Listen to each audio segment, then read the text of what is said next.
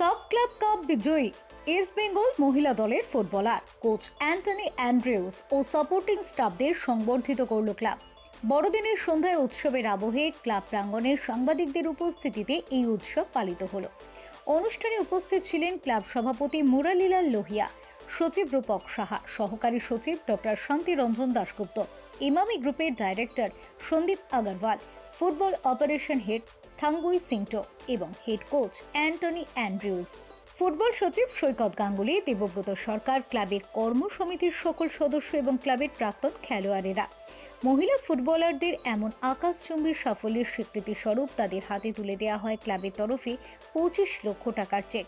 সেই সঙ্গে প্রত্যেককে লাল হলুদ উত্তরীয় এবং সদৃশ্য শতবার্ষিকী কয়েন। অনুষ্ঠানের শেষে মহিলা কোচ এবং ফুটবলারদের সম্মানে কেক কাটা হয়। ছিল সকলের জন্য নৈশ ভোজের ব্যবস্থাও। এএফসির অভিযানকে ঐতিহাসিক বলে বর্ণনা করেন সচিব রূপক সাহা। কাঠমান্ডুতে সাফ ক্লাবের ট্রফি ক্লাবকে গর্বিত করেছে বলেও জানালেন। সভাপতি মুরারিলাল লোহিয়া ক্লাবের এই ফুটবলারদের কীর্তিকে উচ্চাঙ্গে তুলে ধরে বলেন, দেল মাঙ্গে মোর।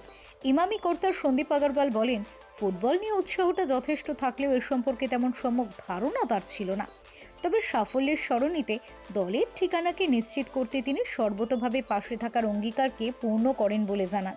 অধিনায়ক ফাজিলার গলায় ছিল ট্রফি জয়ের তৃপ্তির সুর। সারা পৃথিবীতে জুড়ে এখন নারী শক্তিকে ডমিনেট করছে। এই যে নারী আমার সামনে দাঁড়িয়ে আছে, এরকম নারীদের এগিয়ে নিয়ে চলো, এটা আমাদের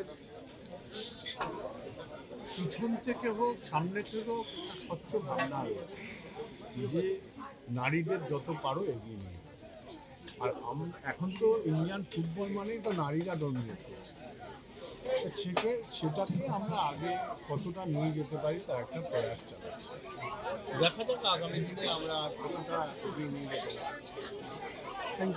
ব্যুরো রিপোর্ট, চ্যানেল 10।